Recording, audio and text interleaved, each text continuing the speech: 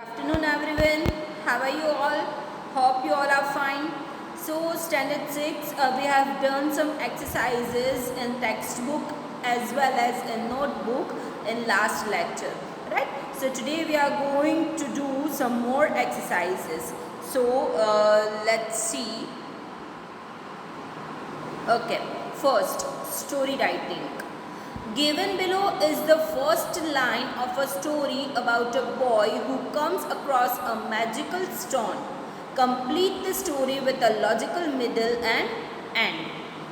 Thomas was walking down the narrow alley when something shiny caught his eye. Okay students आपको यहाँ पे एक line दी है एक बॉय के बारे में आपको बताया है कि जब वो जा रहा था राइट तो उसे रास्ते में एक मैजिकल स्टोन दिखाई दिया तो फर्स्ट लाइन आपको करके दी है उससे आगे आप लोगों को उसका मिडल पार्ट और एंड पार्ट दोनों अपने तरीके से लिखना है. Next paragraph writing. The appreciation of parents and teachers matter a lot to a child. Do you agree with this statement? Give reasons for your answer and write a paragraph on this topic. Okay. एक बच्चे के लिए उसके parents और teacher का appreciation है वो बहुत मायने रखता है. क्या आप उससे सहमत हैं? अगर है तो हमें आपके आंसर के थ्रू वो रीज़न बताइए राइट. तो आपको इस टॉपिक पे एक पैराग्राफ लिखना है. Next speaking skills. Imagine you are playing in a field and your ball goes down a hole under a tree. When you go to get your ball, you are surprised to hear the tree speaking. Pair up with a classmate and do a role play based on this scene. Students ये role play तो school में possible नहीं है, घर में possible हो सकता है. आपके पेरेंट्स, कजिन्स, ग्रैंड पेरेंट्स जो भी आपके घर में हो उन लोगों के साथ राइट. तो आपको ये एक इमेजिनेशन करना है और इसके थ्रू आप लोग एक स्टोरी बना सकते हो, रोल प्ले कर सकते हो. नेक्स्ट इससे क्या फ़ायदा होगा कि आपकी जो स्पीकिंग स्किल्स है राइट उसमें थोड़ा ग्रोथ आएगा. आप फ्लुएंटली इंग्लिश में बात कर पाओगे. Next listening skills. Pair up with a classmate. Let your classmates speak about their dreams, hobbies and aspirations to you as to what they want to be in the life when they grow up. Prepare a questionnaire of 5 questions to ask your classmate in order to get their information. After the information is shared, summarize what you heard and understood. Take turns at doing this activity. आप लोगों को अपने friend या फिर classmate तो possible नहीं है, इसीलिए घर पे ही अपने फ्रेंड या कज़िन के साथ आपको पैर अप करना है. फिर आपको आपका जो फ्रेंड है राइट उसको बोलना है कि वो आपको उसके ड्रीम्स, हॉबीज़, एस्पिरेशंस इन सब के बारे में बताए कि वो बड़ा होके क्या बनेगा और क्यों बनेगा राइट. तो ऐसे आपको 5 क्वेश्चंस प्रिपेयर करने हैं ताकि इस क्वेश्चंस के थ्रू आप ये जान सको कि वो बड़ा होके क्या बनेगा या फिर क्या बनेगी राइट. तो ऐसे ही टर्न बाय टर्न आपको ये एक्टिविटी करनी है. Next what's the grammar behind it. Determiners. Determiners are words that are used before nouns to determine their meaning or to show how they have been used in the sentence. Okay, determiners वो words है जो noun से पहले use किए जाते हैं meaning को अच्छे से पहचानने के लिए, determine करने के लिए right. सेंटेंस में उसका कैसे यूज़ करना है राइट वो देखने के लिए. So determiners are of 4 types, namely 4 types के डिटर्मिनर्स होते हैं, articles, demonstratives, possessives, some other determiners, right? So articles a and the सबको मालूम है, demonstratives है this, these, that and those, okay? Possessives है my, our, your, his, her, its, their, and some other determiners are some, any, enough, much, many, many, each, every, few, a few, the few, either, neither, each, every, both, all, whole, little, a little, the little, a lot of, less, fewer, other, another, plenty, a good deal, a large number. Okay friends, तो ये है determiners words, तो इनका use करके आप sentence भी form कर सकते हो. Next, the following passage has not been edited.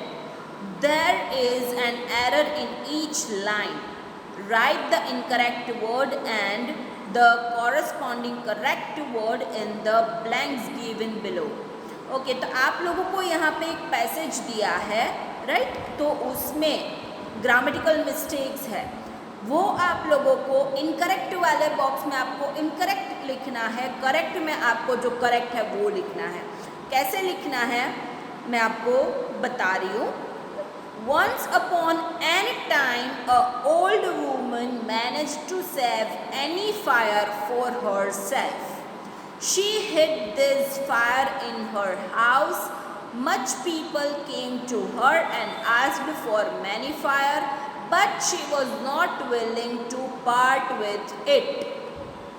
So, first line में देखो, once upon एन टाइम नहीं अ टाइम, तो इनकरेक्ट में बॉक्स में इनकरेक्ट वाला जो कॉलम है वहाँ पे आपको एन टाइम में लिखना है और करेक्ट में लिखना है a time, right?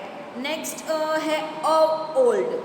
It's not a old, it's an old. तो इनकरेक्ट में आपको लिखना है अ ओल्ड, करेक्ट में लिखना है एन ओल्ड. उसके next save any fire. Any fire नहीं होता है, द फायर होता है, राइट? तो इनकरेक्ट में आपको लिखना है एनी फायर, करेक्ट में लिखना है the fire. Next, she hid this fire in her house, right? Next, much people. Much नहीं, मैनी पीपल. तो इनकरेक्ट बॉक्स में आपको लिखना है मच पीपल, करेक्ट में many people. Next, many fire. It's not many fire, right? तो incorrect में many fire और करेक्ट में द फायर, राइट? और यस, ऊपर दिस फायर रह गया, दिस फायर नहीं, the fire. Okay, next, fill in the blanks with appropriate determiners. Determiners का यूज़ करके आप लोगों को नीचे जो ब्लैंक्स है वो फिलअप करनी है, right?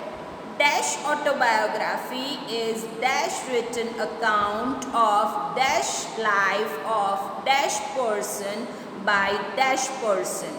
You have dash liberty to fictionalize dash account in dash logical manner.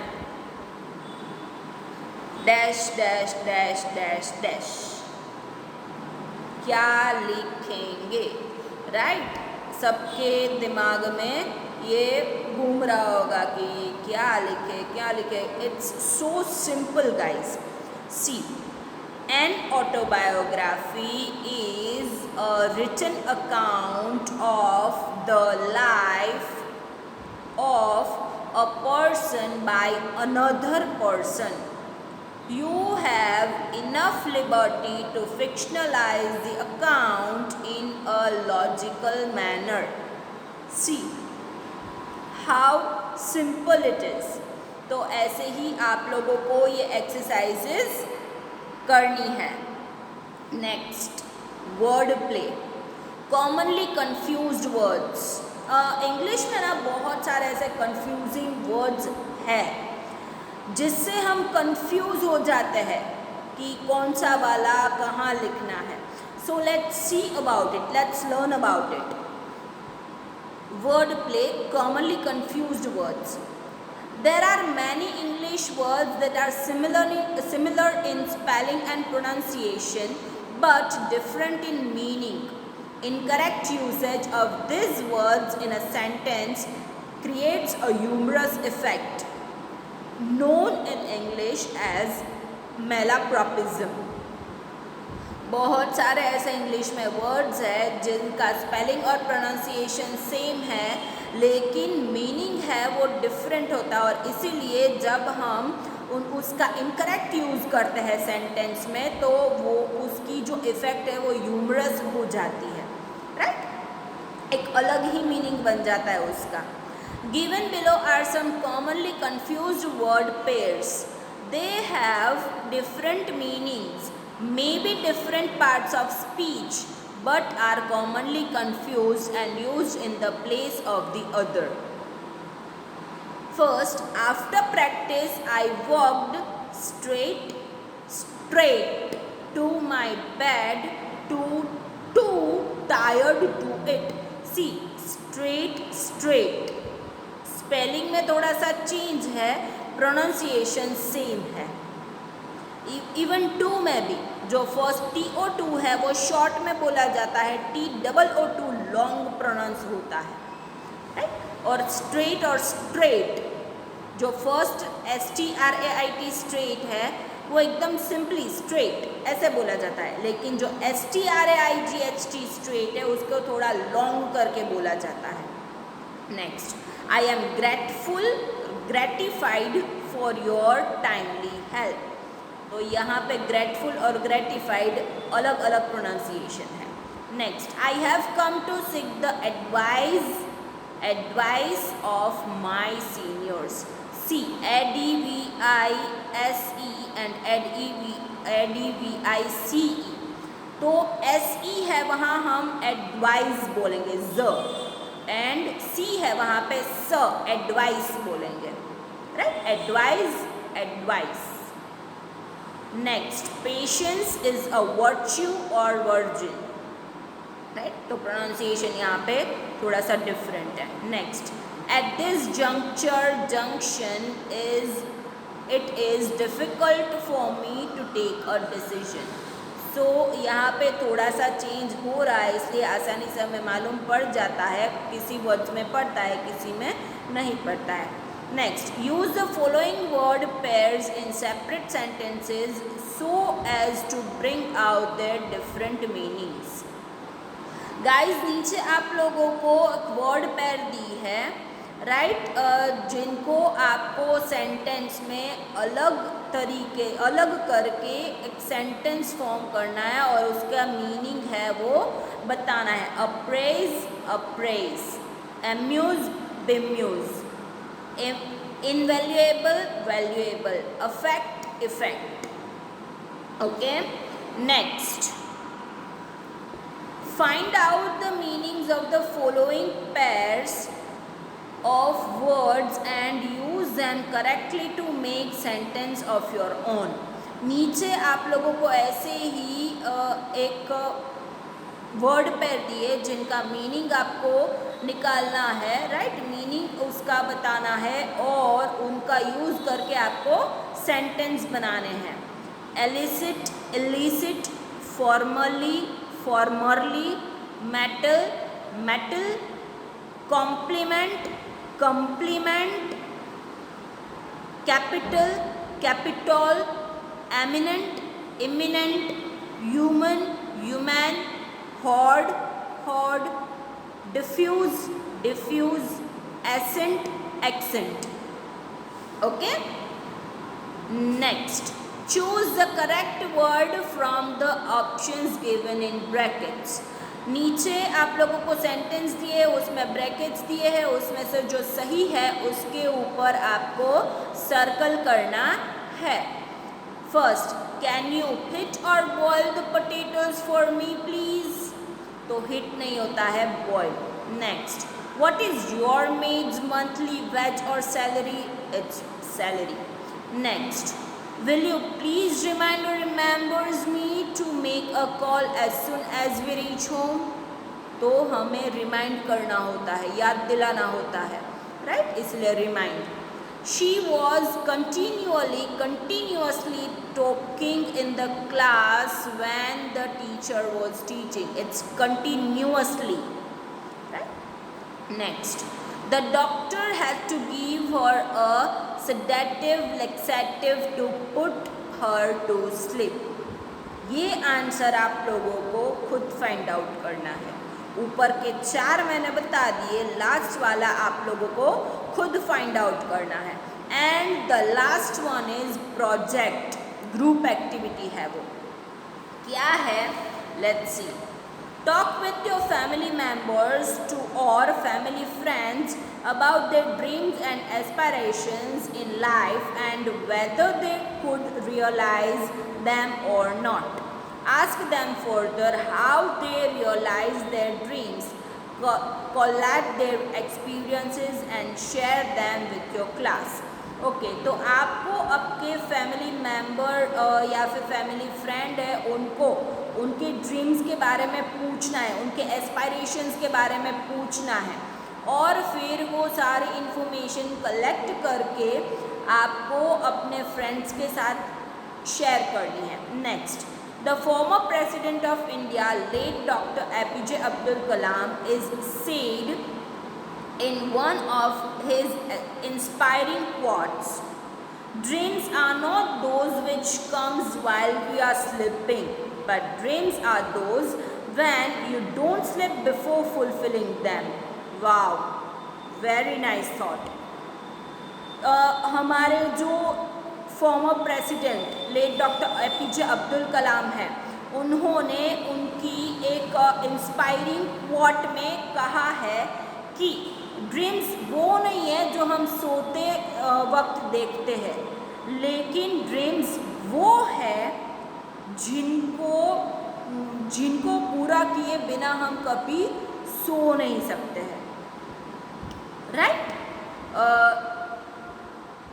तो इसी थॉट को, इसी क्वोट को लेके आपको कुछ करना है. क्या करना है? Write a letter to your friend in London explaining how the words of president Abdul Kalam inspired you to realise your dreams. Mention what your dreams are and how you plan to realize it. London में आपका एक friend है, उसे आपको एक letter लिखना है कि APJ अब्दुल कलाम की ये जो इंस्पिरेशन वाली क्वोट है, राइट, उससे आप कितने इंस्पायर हुए हो और जिससे आपको रियलाइज़ हुआ है आपके ड्रीम के बारे में, राइट? तो वो लेटर आपको एक लिखना है. ओके गाइज, सो यहाँ पे आप लोगों का चैप्टर 1 और उसकी एक्सरसाइज कंप्लीट होती है. ये सब आप लोगों को अपनी नोटबुक में करना है, राइट? मुझे व्हाट्सएप में पर्सनली भेजना है और उसके बाद जब मैं डन करूँ उसके बाद आप लोगों को ये इंग्लिश की फेयर बुक में लिखना है. Till then, bye bye.